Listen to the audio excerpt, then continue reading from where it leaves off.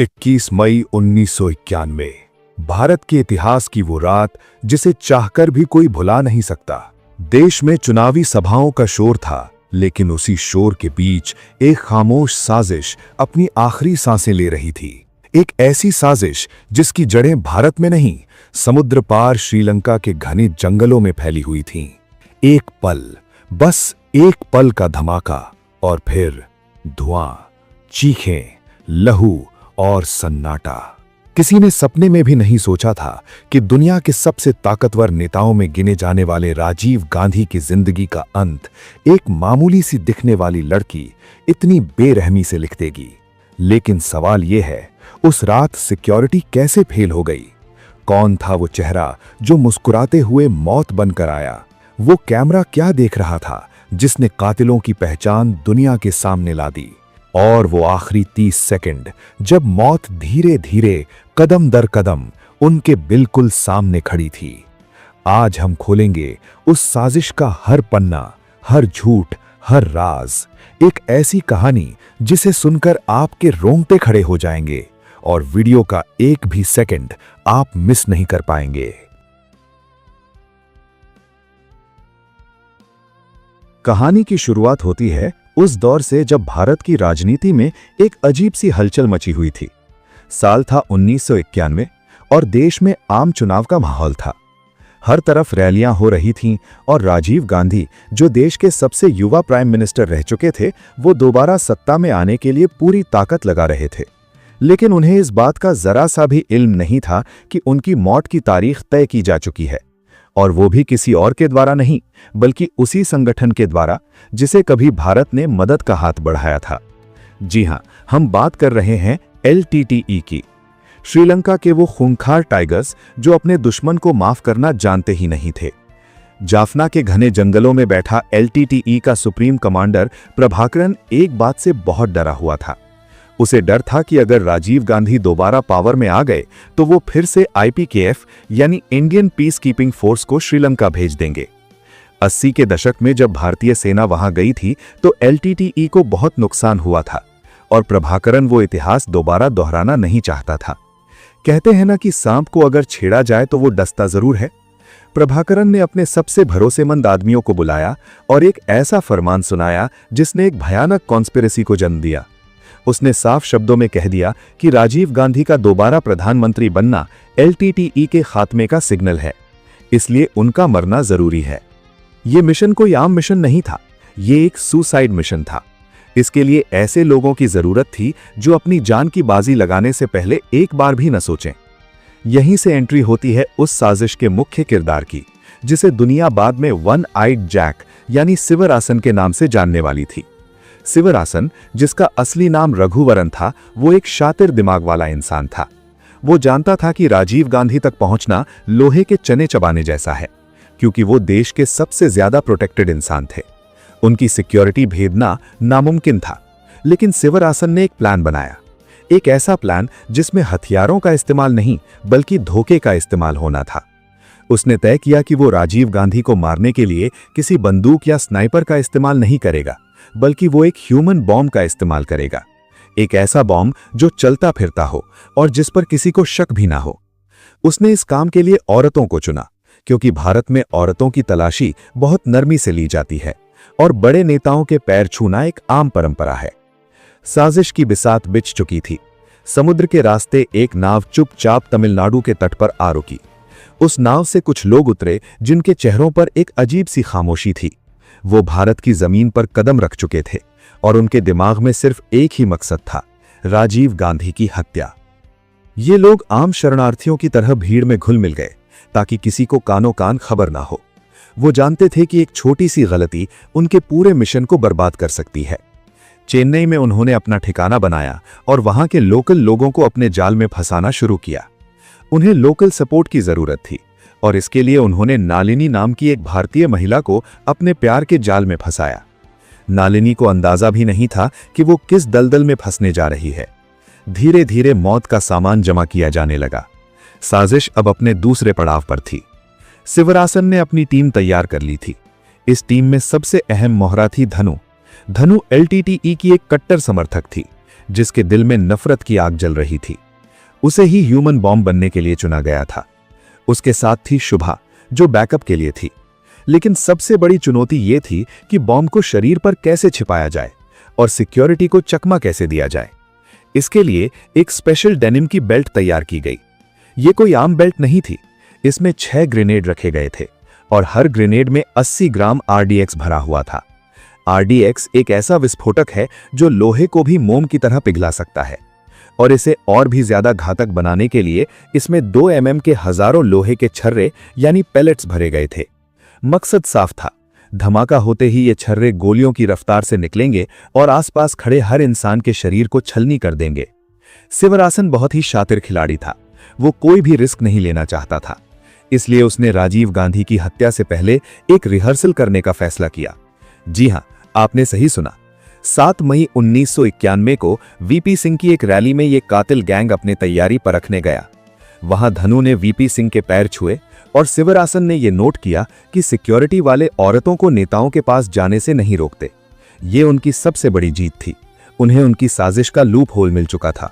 अब बस इंतजार था उस तारीख का जब राजीव गांधी तमिलनाडु आने वाले थे, और वो तारीख तय हुई 21 मई। जैसे जैसे दिन पास आ रहा था, सिवरासन की बेचैनी बढ़ती जा रही थी। उसे हर पल ये डर था कि कहीं कोई चूक ना हो जाए। उसने अपनी टीम को सख्त हिदायत दी थी कि वो आपस में भी कम से कम बात करें। इधर दिल्ली में राजीव गांधी अपने चुनाव प्रचार में व्यस्त थे। उन्हें कई बार इंटेलिजेंस एजेंसीज ने आगाह किया था कि उनकी जान को खतरा है, लेकिन राजीव गांधी तो जनता के नेता थे। वो लोगों से मिलना, उनसे हाथ मिलाना और उनके बीच रहना पसंद करते थे। उन्हें अपनी सिक्योरिटी का ये घेरा एक पिंजरे जैसा लगता था, जिसे वो बार बार तोड़ने की कोशिश करते थे। शायद यही वो बात थी जिसका फायदा सिवरासन उठाना चाहता था। 21 मई की सुबह सूरज एक नई उम्मीद के साथ निकला था, लेकिन किसे पता था कि ढलते सूरज के साथ एक युग का अंत होने वाला था। उस दिन राजीव गांधी को विशाखापट्टनम से चेन्नई जाना था, लेकिन किस्मत का खेल देखिए, उनके विमान में कुछ तकनीकी खराबी आ गई। वो वहीं रुक गए। अगर वो विमान ठीक नहीं होता तो शायद आज इतिहास कुछ और होता। लेकिन कुछ देर बाद विमान ठीक हो गया और वो चेन्नई के लिए उड़ चले। इधर चेन्नई में सिवरासन, धनु और शुभा पूरी तरह तैयार थे। धनु ने अपने कुर्ते के नीचे वो मौत की बेल्ट पहन ली थी। उसने उसके ऊपर एक नारंगी और हरे रंग का सलवार कमीज पहना ताकि बेल्ट दिखाई न दे। उसने जानबूझकर चश्मा लगाया ताकि वो एक पढ़ी लिखी और भोली भाली लड़की लगे, जिस पर पुलिस को रत्ती भर भी शक ना हो। सिवरासन ने भी एक पत्रकार का भेष बनाया। उसके साथ हरिबाबू नाम का एक फोटोग्राफर था, जिसे ये नहीं पता था कि वो अपनी मौत की फोटो खींचने जा रहा है। हरिबाबू को सिर्फ ये कहा गया था कि उसे राजीव गांधी की फोटो खींचनी है। शाम होते होते ये पूरा ग्रुप बस पकड़कर श्रीपेरम्बदूर के लिए निकल पड़ा। बस में बैठे हुए धनु बिल्कुल शांत थी। उसके चेहरे पर मौत का जरा भी खौफ नहीं था। वो जानती थी कि आज रात वो खुद को उड़ा देगी, लेकिन अपने साथ उस इंसान को भी ले जाएगी जिसे वो अपना सबसे बड़ा दुश्मन मानती थी। 21 मई की शाम श्रीपेरम्बदूर में एक अजीब सी उमस और गर्मी थी। वहां एक पुराना मंदिर का मैदान था जहां रैली होनी थी। ये जगह चेन्नई से करीब 40 किलोमीटर दूर थी। वहां भीड़ जमा होने लगी थी। लोग अपने प्रिय नेता की एक झलक पाने के लिए बेताब थे। मंच सजा जा चुका था और लाउडस्पीकर पर देशभक्ति के गाने बज रहे थे। लेकिन उस भीड़ में कुछ ऐसे लोग भी थे जो सिर्फ तबाही का मंजर देखने आए थे। सिवरासन और उसकी टीम वहां पहुंच चुकी थी। उन्होंने देखा कि वहां का सिक्योरिटी इंतजाम बहुत ही ढीला था। उस समय मेटल डिटेक्टर का इस्तेमाल इतना आम नहीं था और भीड़ को कंट्रोल करने के लिए सिर्फ रस्सियां बांधी गई थीं।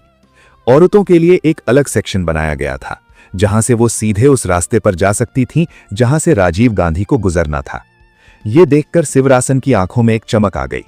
सब कुछ उसके प्लान के मुताबिक हो रहा था। रात के करीब 10 बज रहे थे। राजीव गांधी का काफिला श्रीपेरम्बदूर की तरफ बढ़ रहा था। रास्ते में जगह जगह लोग उनकी गाड़ी रोककर उनका स्वागत कर रहे थे। राजीव गांधी भी मुस्कुराते हुए सबसे मिल रहे थे। वो बहुत थके हुए थे, लेकिन उनके चेहरे पर वो चिर परिचित मुस्कान अब भी थी। इधर रैली स्थल पर सिवरासन ने अपनी पोजीशन ले ली थी। वो मंच के पास ही खड़ा था। धनु और शुभा भीड़ में औरतों के बीच खड़ी थीं। हरिबाबू कैमरा लेकर तैयार था। उसने सिवरासन के इशारे का इंतजार करना शुरू किया। तभी एक अजीब वाकया हुआ। वहां एक महिला सब इंस्पेक्टर अनुसुईया खड़ी थी। उनकी नजर धनु पर पड़ी। उन्हें धनु के खड़े होने का तरीका कुछ अजीब लगा। वो धनु की तरफ बढ़ी और उससे पूछा कि तुम यहां क्यों खड़ी हो। उस पल शिवरासन की धड़कनें रुक गई होंगी। अगर अनुसुईया ने धनु की तलाशी ले ली होती तो बेल्ट पकड़ी जाती और ये साजिश नाकाम हो जाती। लेकिन तभी वहां एक और महिला आई और उसने कहा कि ये मेरी बेटी है, ये राजीव जी को माला पहनाना चाहती है। अनुसुईया वहां से हट गईं। किस्मत का ये खेल देखिए, मौत दरवाजे पर खड़ी थी और उसे अंदर आने का रास्ता मिल गया। 10:30 बज चुके थे। अचानक शोर बढ़ा, सायरन की आवाज गूंजने लगी। राजीव गांधी आ चुके थे। जैसे ही वो गाड़ी से उतरे, भीड़ ने उन्हें घेर लिया। जिंदाबाद के नारे लगने लगे, आतिशबाजी होने लगी। उस शोर में किसी को अंदाजा नहीं था कि असली धमाका अभी होना बाकी था। राजीव गांधी धीरे धीरे मंच की तरफ बढ़ रहे थे। वो एक रेड कारपेट पर चल रहे थे। लोग उन्हें मालाएं पहना रहे थे, शॉल उड़ा रहे थे। शिवरासन ने दूर से धनु को इशारा किया। ये इशारा था मिशन को अंजाम देने का। धनु भीड़ को चीरते हुए आगे बढ़ी। उसके हाथ में चंदन की लकड़ी की माला थी। वो बिल्कुल शांत थी। उसके कदम सधे हुए थे। तो दोस्तों, अगर आपको ये वीडियो पसंद आ रही हो तो हमारे चैनल को सब्सक्राइब कर लें। चलिए अब हम आगे बढ़ते हैं। रात के 10:10 हो चुके थे। राजीव गांधी रेड कारपेट पर चलते हुए मंच के करीब पहुंच रहे थे। वो पुरुषों वाले सेक्शन से निकलकर अब महिलाओं वाले सेक्शन की तरफ बढ़े। वहां बहुत सारी महिलाएं और बच्चे खड़े थे। उसी भीड़ में कोकिला नाम की एक छोटी बच्ची एक हिंदी कविता सुनाने के लिए खड़ी थी। राजीव गांधी रुके और बड़े प्यार से उसकी कविता सुनी। उन्होंने उस बच्ची के सर पर हाथ फेरा। ये उनकी जिंदगी का आखिरी वो पल था जब उन्होंने किसी बच्चे को प्यार किया था। इसके बाद वो आगे बढ़े। तभी धनु उनके सामने आ गई। उसने हाथ में वो चंदन की माला पकड़ी हुई थी। एक महिला पुलिस कांस्टेबल ने धनु को रोकने की कोशिश की। उसने धनु को पीछे धकेला, लेकिन राजीव गांधी ने उस कांस्टेबल को रोका और कहा कि उसे आने दो। ये शब्द राजीव गांधी के आखिरी शब्द साबित हुए। उन्होंने खुद अपनी मौत को पास बुलाया था। उन्होंने सोचा कि यह भी कोई आम प्रशंसक है जो उनका सम्मान करना चाहती है। धनु आगे बढ़ी और उसने राजीव गांधी के गले में वो माला पहना दी। फिर वो उनके पैर छूने के लिए नीचे झुकी। ये वो पल था जब वक्त जैसे थम सा गया था। राजीव गांधी उसे उठाने के लिए या आशीर्वाद देने के लिए थोड़ा झुके। ठीक उसी पल धनु ने अपनी बेल्ट पर लगे उस स्विच को दबा दिया। एक बहुत तेज फ्लैश हुआ, जैसे 1000 बिजलियां एक साथ कड़की हों, और फिर एक कान फोड़ देने वाला धमाका। 10:21 पर सब कुछ खत्म हो गया। वो धमाका इतना जबरदस्त था कि आसपास खड़े लोगों के शरीर के चिथड़े उड़ गए। धुएं का एक बड़ा गुबार उठा और वहां सिर्फ अंधेरा छा गया। उस धमाके की आवाज मीलों दूर तक सुनी गई। कुछ पलों तक वहां सिर्फ सन्नाटा था, एक ऐसा सन्नाटा जो चीखों से भी ज्यादा भयानक होता है। और फिर शुरू हुई भगदड़। लोग अपनी जान बचाने के लिए इधर उधर भागने लगे। किसी को समझ नहीं आ रहा था कि क्या हुआ है। हवा में जले हुए मांस और बारूद की गंध फैल गई थी। पुलिस वाले जो कुछ देर पहले तक भीड़ को संभाल रहे थे, वो खुद अपनी सुध बुध खो बैठे थे। उस धमाके ने सिर्फ एक नेता को नहीं मारा था, बल्कि उसने भारत की उम्मीदों को भी उड़ा दिया था। मंच पर जो कांग्रेसी नेता खड़े थे, वो बदहवास होकर नीचे भागे। जब धुआं थोड़ा छटा तो वहां का मंजर देखकर किसी का भी दिल दहल जाता। लाशें बिछी हुई थीं। खून से सनी जमीन पर कहीं किसी का हाथ पड़ा था तो कहीं किसी का पैर, और उन सब के बीच एक ऐसा चेहरा था जिसे पूरा देश पहचानता था। राजीव गांधी का शरीर बुरी तरह क्षत विक्षत हो चुका था। वो पहचान में भी नहीं आ रहे थे। उनके कपड़े और उनके जूते ही उनकी पहचान का जरिया बचे थे। वो लोटो ब्रांड के स्पोर्ट्स शूज जो वो अक्सर पहना करते थे। उस भयानक रात ने एक हंसते खेलते इंसान को मांस के लोथड़े में बदल दिया था। सिक्योरिटी में इतनी बड़ी चूक कैसे हुई? आखिर उस ह्यूमन बॉम्ब को इतने करीब जाने कैसे दिया गया? ये सवाल आज भी हवा में तैरते हैं। धमाके के बाद का मंजर इतना भयावह था कि उसे बयान करना भी मुश्किल है। श्री पेरम्बदूर का वो मैदान अब एक शमशान बन चुका था। कुल 16 लोगों की जान गई थी, जिसमें राजीव गांधी के साथ साथ वो पुलिस वाले भी थे जो उनकी सुरक्षा में तैनात थे। और धनु, वो तो उस धमाके का केंद्र थी। उसका सिर्फ सर और धड़ का एक छोटा सा हिस्सा ही बचा था। बाकी शरीर हवा में गायब हो चुका था। जैसे ही यह खबर दिल्ली पहुंची, हड़कंप मच गया। देश में शोक की लहर दौड़ गई। किसी को यकीन नहीं हो रहा था कि राजीव गांधी अब नहीं रहे। लेकिन अब सवाल यह था कि यह किया किसने? पुलिस और जांच एजेंसियां तुरंत हरकत में आईं। सीबीआई की एक स्पेशल इन्वेस्टिगेशन टीम यानी एसआईटी का गठन किया गया, जिसका जिम्मा डीआर कार्तिकेयन को सौंपा गया। यह भारत के इतिहास की सबसे मुश्किल जांच होने वाली थी। क्योंकि कातिल कोई सुराग छोड़कर नहीं गया था, ऐसा लग रहा था। लेकिन कहते हैं ना कि मुजरिम चाहे कितना भी शातिर क्यों ना हो, वो एक गलती जरूर करता है, और यहां वो गलती थी एक कैमरा। जब फोरेंसिक एक्सपर्ट्स घटनास्थल की जांच कर रहे थे तो उन्हें एक लाश के पास एक कैमरा मिला। ये लाश हरिबाबू की थी। हरिबाबू को भी नहीं पता था कि वो धमाके की जद में आ जाएगा। धमाके के असर से कैमरा तो जल गया था, लेकिन उसके अंदर की फिल्म रोल अभी भी सुरक्षित थी। ये एक चमत्कार से कम नहीं था। एसआईटी ने उस फिल्म को डेवलप किया, और जैसे ही वो तस्वीरें सामने आईं, जांच अधिकारियों की आंखों के सामने पूरी साजिश की तस्वीर साफ हो गई। उन तस्वीरों में धनु साफ दिखाई दे रही थी, उसके हाथ में माला थी। शिवरासन भी भीड़ में खड़ा दिखाई दे रहा था, और उसके माथे पर पसीने की बूंदें साफ बता रही थीं कि वो कितना तनाव में था। और सबसे अहम तस्वीर वो थी जिसमें धनु राजीव गांधी के पैर छूने के लिए झुक रही थी। ये दुनिया का पहला ऐसा केस था जहां कातिल ने अपनी ही जुर्म की तस्वीरें खुद खिंचवाई थीं। हरिबाबू की वो तस्वीरें अब इस केस का सबसे बड़ा सबूत बन चुकी थीं। इन तस्वीरों के जरिए एसआईटी ने एक के बाद एक कड़ियों को जोड़ना शुरू किया। उन्हें पता चला कि ये काम एलटीटीई का है। अब शुरू हुआ एक बहुत बड़ा मैनहंट। पुलिस को शिवरासन और उसके साथियों की तलाश थी।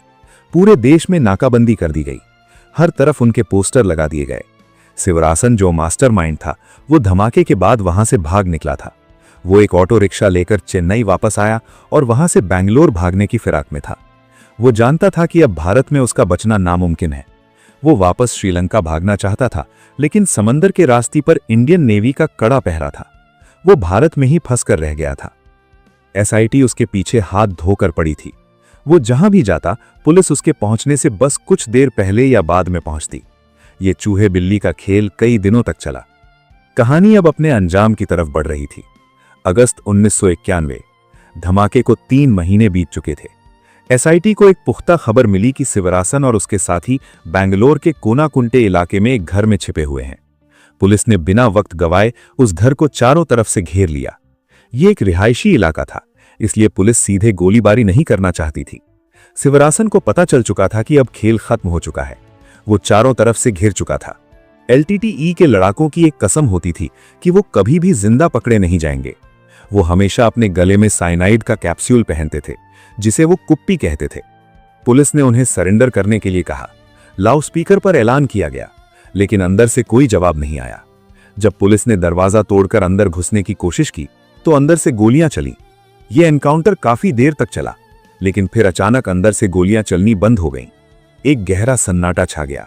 जब कमांडोज अंदर दाखिल हुए तो उन्होंने देखा कि वहां 7 लाशें पड़ी थीं।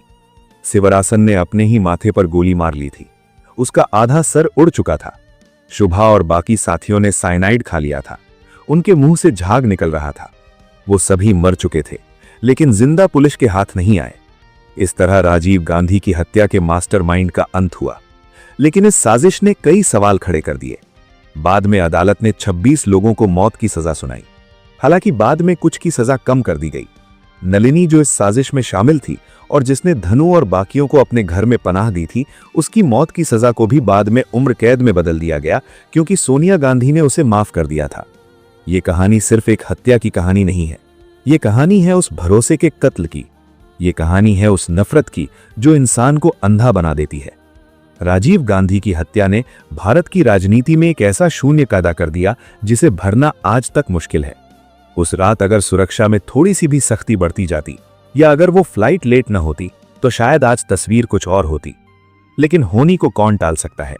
वो लोटो के जूते, वो आखिरी मुस्कान और वो भयानक धमाका आज भी इतिहास के पन्नों में दर्ज है, एक काले अध्याय की तरह। तो आज की कहानी यहीं खत्म होती है।